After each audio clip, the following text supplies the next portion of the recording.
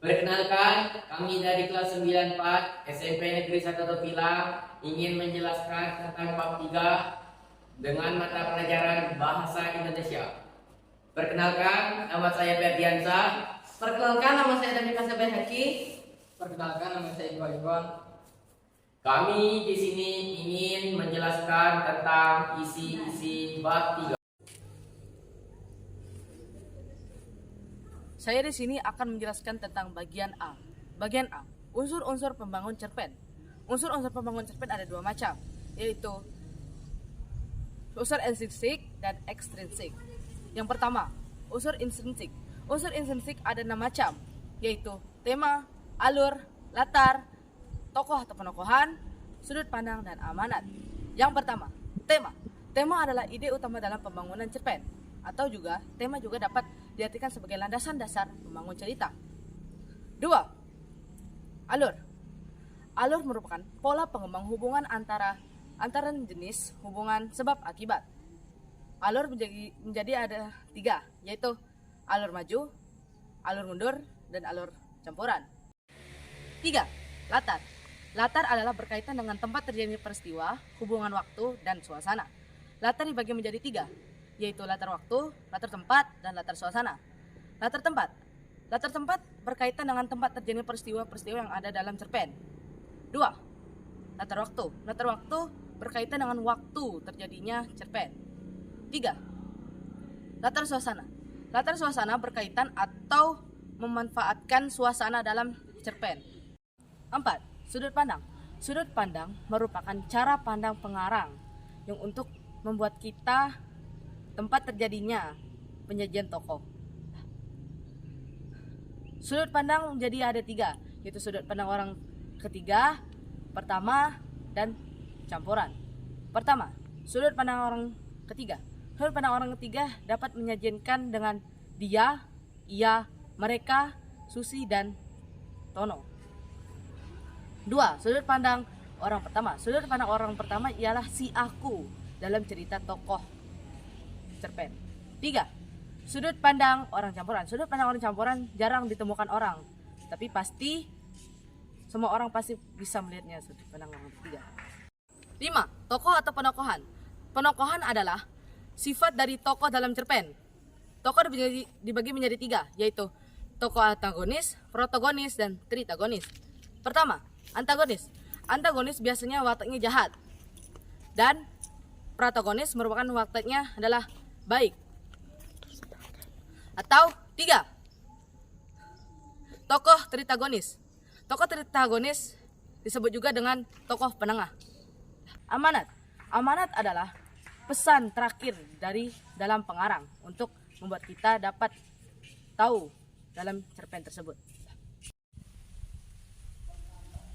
Yang kedua, unsur ekstrinsik. Unsur ekstrinsik ada 3 macam, yaitu bahasa, latar belakang pengarang, dan nilai-nilai cerpen. Yang pertama, bahasa. Bahasa adalah sarana untuk membuat karya sastra. 2. Latar belakang pengarang. Latar belakang pengarang meliputi pemahaman sejarah pengarang. 3. Nilai-nilai cerpen. Nilai-nilai cerpen ada 6 macam, yaitu nilai moral, nilai sosial, nilai budaya, nilai religius, nilai politik, dan nilai kepahlawanan. Saya di sini akan menjelaskan bagian B dan bagian D pada bab 3 ini. Bagian B, simpulan unsur pembangun cerpen. Salah satu bagian B yaitu 1. Hubungan antar unsur cerpen. 2. Bukti unsur pembangun cerpen. Sedangkan bagian D berisi penyusun cerpen. Salah satu penyusun cerpen yaitu ada 2. Yang pertama, langkah-langkah menyusun cerpen. Langkah-langkah menyusun cerpen ada 5. Yang pertama, menentukan tema. Tema disebut juga sebagai pokok pikiran. Tema adalah sesuatu yang menjadi dasar cerita. 2. Menentukan pusat pengisahan atau sudut pandang. Sudut pandang adalah cara pengarang menempatkan diri dari ceritanya untuk dari mana, sudut mana pengarang memandang cerita tersebut. 3. Menentukan perwatakan. Perwatakan berkaitan dengan sifat-sifat tokoh yang ditentukan oleh pengarang. Dalam metode perwatakan ada dua, yaitu metode analitik dan dramatik. Metode analitik yaitu watak tokoh yang diceritakan secara langsung, sedangkan metode dramatik yaitu watak tokoh tidak diceritakan secara langsung. 4. Menentukan latar. Latar adalah keterangan tempat, waktu, dan suasana dalam suatu cerita. 5. Menentukan alur. Alur adalah rangkaian peristiwa dalam cerita yang berhubungan sebab akibat. Dalam tahap ini ada 5 tahap dalam alur. Yang pertama, tahap penyituasian. Kedua, tahap munculnya konflik. Yang ketiga, tahap peningkatan konflik. Yang keempat, tahap klimaks. Yang kelima, tahap penyelesaian. Yang kedua, cara menyunting cerpen. Cara menyunting cerpen ada 5 cara. Yang pertama, kesalahan tulis. Yang kedua, ketepatan ejaan. Yang ketiga, pilihan kata. Yang keempat, keefektifan kalimat. Yang kelima, keterpaduan paragraf. Saya di sini ingin bahas bagian C, yaitu struktur dan aspek kebahasaan cerpen. Yang pertama, struktur teks cerpen. Struktur teks cerpen dibagi menjadi 3 bagian, yaitu orientasi, komplikasi, dan resolusi. Yang pertama, orientasi. Orientasi merupakan bagian pendahuluan yang ada dalam cerita, baik pengenalan sifat tokoh, tempat peristiwa dalam cerita, maupun pengenalan suasana dan alur cerita. 2. Komplikasi. Komplikasi merupakan tempat terjadinya konflik dalam cerita. Yang ketiga, resolusi. Resolusi merupakan tempat pemecahan masalah atau konflik yang terjadi dalam cerita. 2. Aspek kebahasaan cerpen. Aspek kebahasaan cerpen dibagi menjadi 5 bagian. Salah satunya yaitu majas atau gaya bahasa. Majas adalah gaya bahasa dalam sastra yang digunakan untuk menyampaikan makna atau perasaan melalui bahasa yang indah. Majas dibagi menjadi 4 bagian, yaitu majas perbandingan, majas sindiran, majas penegasan, dan majas pertentangan. 1. Majas perbandingan. Majas perbandingan adalah majas yang membandingkan atau menyandingkan suatu objek dengan objek lainnya. Majas perbandingan dibagi menjadi 11 bagian. Yang pertama, majas personifikasi. Majas personifikasi adalah majas yang membandingkan antara manusia dengan benda mati. Contoh, angin seakan berbisik di telingaku. 2. Majas metafora. Majas metafora adalah majas yang membandingkan dua objek berbeda namun memiliki sifat sama. Contoh, perusahaan itu bangkrut karena ulah tikus berdasi. 3. Majas hiperbola. Majas hiperbola adalah majas yang dilebihkan dan tidak masuk akal. Contoh, Yasmin tidak berkutik ketika mendengar amarah ayahnya yang menggelegar. 4. Majas simile. Majas simile adalah majas yang menggunakan dua objek berbeda. Contoh, kulitnya putih seperti salju.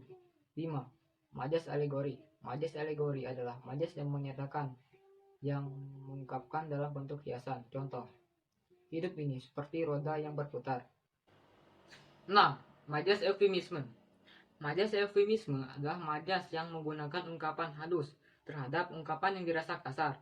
Contoh, saat ini sedang dibahas penyesuaian tarif tol. 7. Majas asosiasi. Majas asosiasi adalah majas yang menyampaikan perasaan atau emosi dengan suatu objek, simbol, atau situasi yang berbeda. Contoh, langit biru mengingatkan aku pada kenangan indah masa kecil. 8. Majas autonomasia. Majas autonomasia adalah majas yang biasanya menggunakan nama atau gelar yang mewakili orang untuk mengungkapkan ide. Contoh, Bapak Proklamator mengacu pada Soekarno sebagai proklamator kemerdekaan Indonesia. 9. Majas metonomia. Majas metonomia adalah majas yang menyatakan suatu hal dengan memakai kata lain yang mempunyai keterkaitan. Contoh, jamaah haji Indonesia pergi ke Mekah menggunakan Garuda. 10. Majas pas pro toto. Majas pas pro toto adalah majas yang menggunakan sebagian unsur atau objek untuk menunjukkan keseluruhan objek. Contoh, dari tadi pagi ia tak menampakkan batang hidungnya. 11. Majas totem pro parte. Majas totem pro parte adalah majas yang menggunakan keseluruhan objek, padahal hanya sebagian objek saja. Contoh, Indonesia mengalahkan Malaysia dalam pertandingan sepak bola malam tadi. 2. Majas sindiran. Majas sindiran adalah majas yang ditujukan dengan menyatakan sesuatu dengan maksud menyindir. Majas sindiran dibagi menjadi 3 bagian, yaitu majas ironi, majas sarkasme, dan majas sinisme. 1. Majas ironi. Majas ironi adalah majas yang menyembunyikan fakta dan mengatakan hal yang sebaliknya. Contoh, suaranya merdu sekali, seperti kaset kusut. 2. Majas sarkasme. Majas sarkasme adalah majas yang bisa dikatakan majas sindiran yang kasar. Contoh, putih benar wajah kamu, sampai bisa aku sendoki bedaknya. 3. Majas sinisme. Majas sinisme adalah majas yang lebih bersifat mencemooh atas ide atau pemikiran. Contoh, kamu sudah pintar kan? Kenapa masih bertanya padaku? 3. Majas penegasan. Majas penegasan adalah majas yang digunakan untuk menyatakan suatu hal secara tegas. Majas penegasan dibagi menjadi 7 bagian, yaitu majas pleonasme, majas repetisi, majas retorika, majas aliterasi, majas meronomia, majas simbolik, dan majas paralelisme. 1. Majas pleonasme. Majas pleonasme adalah majas yang menambahkan keterangan pada kalimat yang sudah jelas. Contoh, dia sudah turun ke bawah. 2.